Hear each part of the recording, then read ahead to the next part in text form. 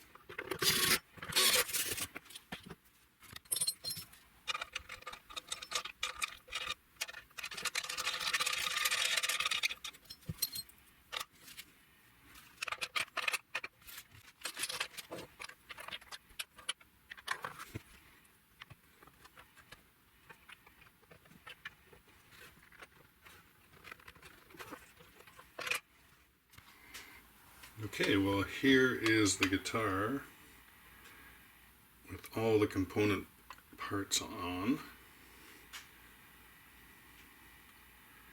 I think it's looking pretty good. Let's take that off so I can spin it around. Oh, there goes the bridge too. Got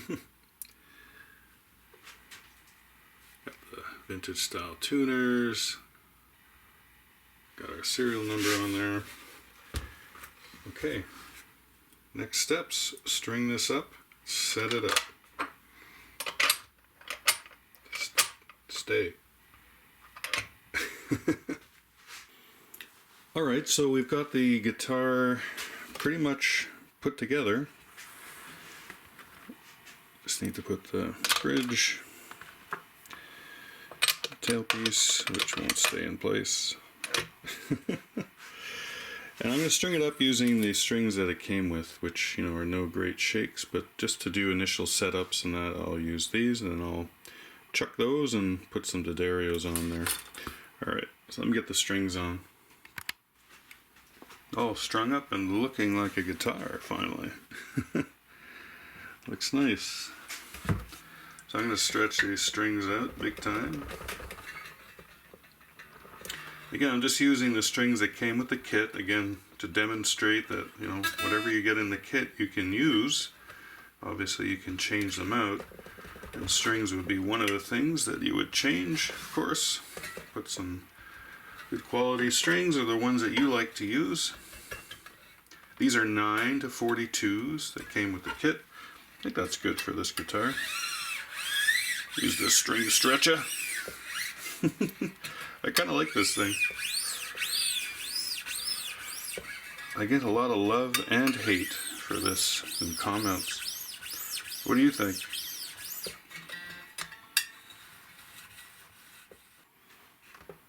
Alright, we've stretched the strings a few times, tuned it up, and these strings are pretty terrible. But anyways, for an initial setup they'll work. I've got it set up at 4/64, So about 2 millimeters at the 12th fret. I like that for Gibson style guitars. And I want to check the nut action and the neck relief before looking at intonation.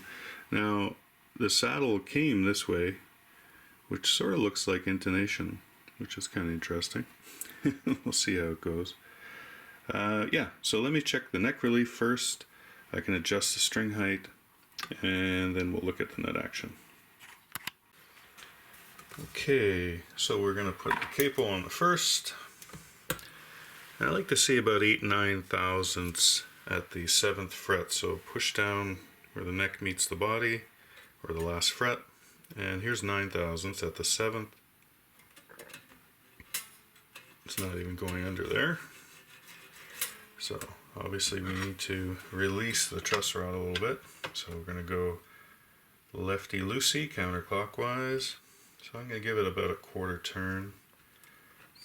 Now, this is a dual action truss rod. I'll show you in a second.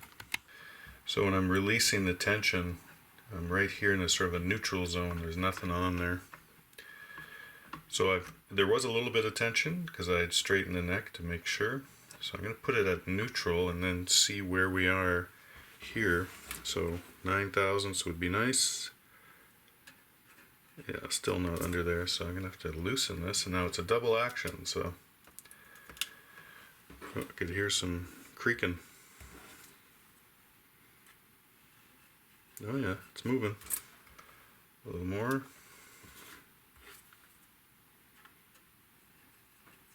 Yeah, that's pretty good. I'm going to give it another little tweak.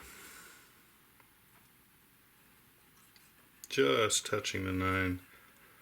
So I like that. We're going to leave that there for the moment. There we go. So Gibson spec is usually about 5/64, so about 2 millimeters on the bass side, and 3/64, so about 1.2 millimeters on the treble side.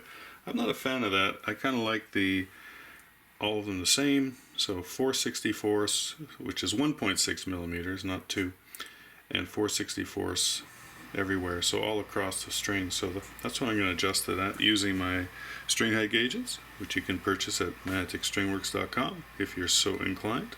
I'm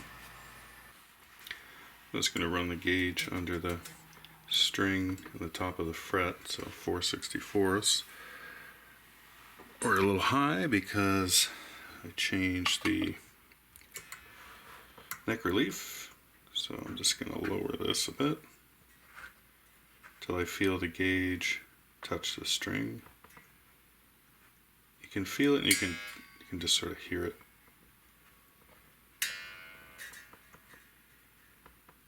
And there we go.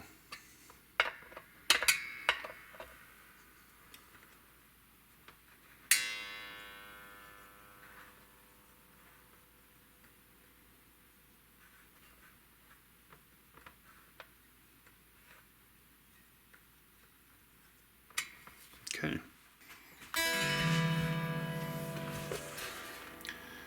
Yeah, that action looks good. The neck relief looks nice. Let's check the first fret action, or the nut action. On a brand new guitar, even when, not a kit, but when you buy, I usually expect the first fret action to be relatively high. Guitars usually between 18 and 20 thousandths is what you look for. And an easy test is press down on the 3rd fret, and then you can just push down on the 1st to see how much space there is between the string and the top of the fret. And here, yeah, there's a bit more than I would like. So 22 would be really sort of the extreme range, 22 thousandths, and so there's lots of space under there. 18 is ideal, I think. Yeah, so this will need to have the nut filed down, and I wasn't expecting it to be super low, especially right out of the box. Now I'm not going to do anything with the first fret action because I'm going to change these strings. Ultimately, I have to finish the guitar, do all kinds of things, so at that point I will file the nut slots, or change the nut completely, put a Graphtec nut or something like that in there. But we can have a look at the intonation and see, you know, I don't expect it to be intonated. I haven't adjusted anything. Of course, you should never expect that. But just curious to see, because it does look like the saddles were placed sort of in a position that should show intonation. So here's the first string, harmonic. Wow, fretted note, bang on. Second string, pretty good. That could just be the tuning of the string. The G, it's a little sharp, the tuning. Yeah, so let me retune a bit. So, you know, I'm just checking to see. I mean, again, it's easy to adjust, right, the intonation. But it's a good sort of gauge on your guitar just to get an idea if it's, yeah, look at that. Something that'll hold intonation or be intonated. Oh, hearing a little buzz there.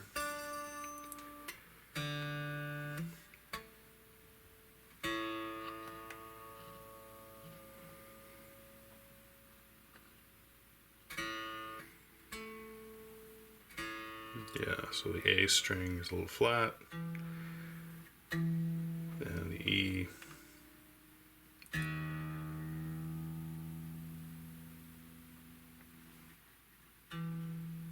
Not too bad.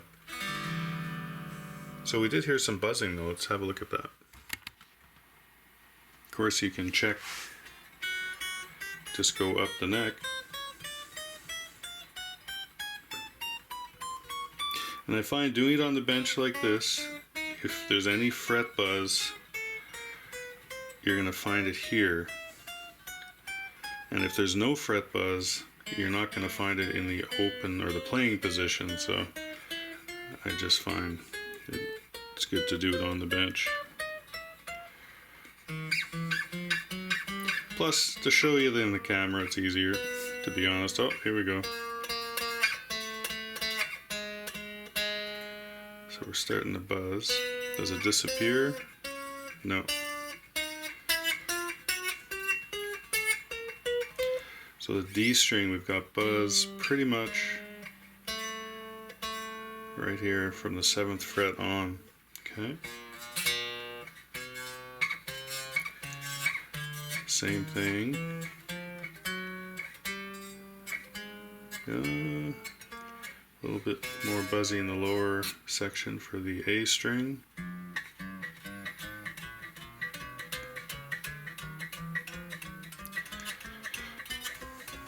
Okay, so I'm suspecting we've got a fret. The little frets are a little high. They might need to be pushed down a little bit. So let's try this D string.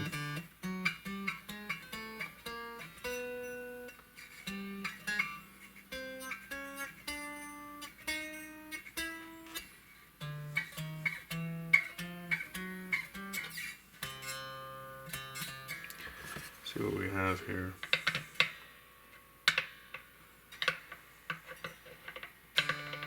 Yeah.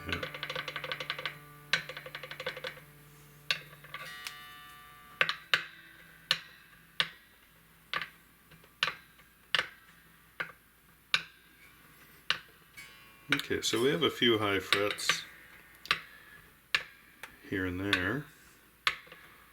Not so bad as we go up the fretboard.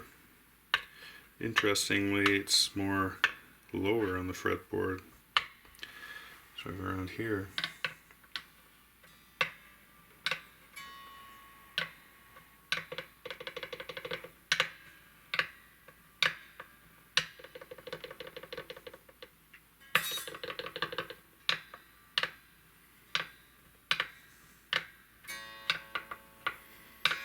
Okay, so we might get away with just a little spot dressing on a few of these frets, or even pressing them down, which is probably the case. You know, this has been sitting around for a year.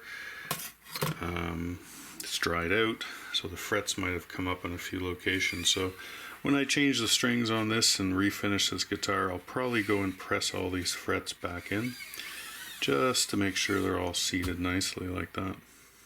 Okay. Pickup height, we can have a look at it. Pickup height, I like to see about 1/8 of an inch on the bass side, so push down the last fret. So these are too low, but again, it doesn't really matter at the moment. They're adjustable. So I'll get them about where they should be. We'll give this guitar a few strums. I'll give my final thoughts on this kit.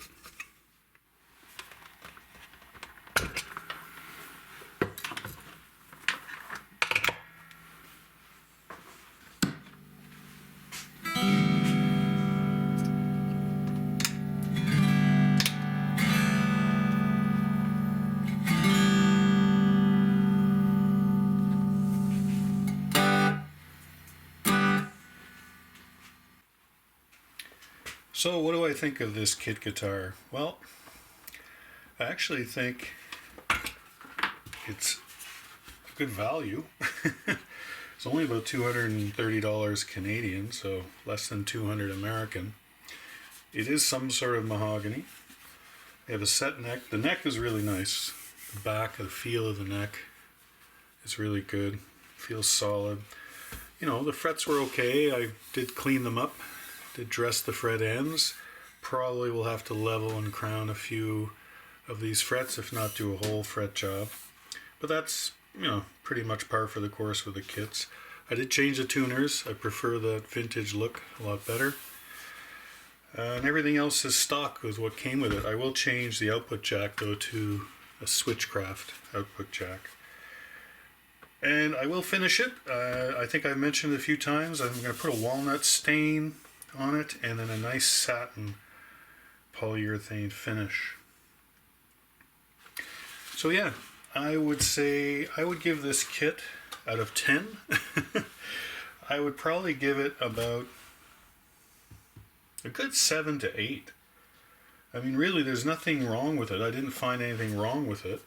So, you know, is it a 10 out of 10?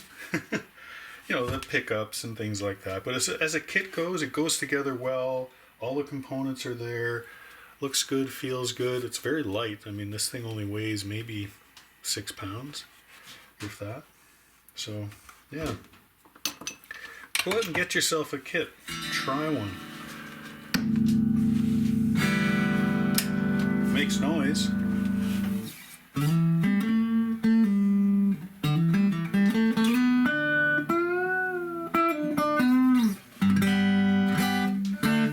Have to fix those frets though. You can hear them. Yeah, gotta tune it up too, change the strings. But definitely value for money, experience, learning how to use a kit or build one is awesome. Got the strap buttons to put on, but I'm gonna put on some Dunlop locking strap buttons. I do for all my guitars.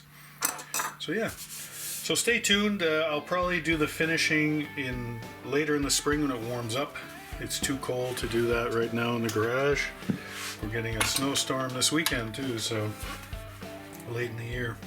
I'm looking forward to finishing it up and having a nice little walnut dark brown SG. So tell me what you think of these kits. You gonna go and buy one? I know I've seen in the comments a few people have bought some already. So let me know how they turn out. All right, see you later.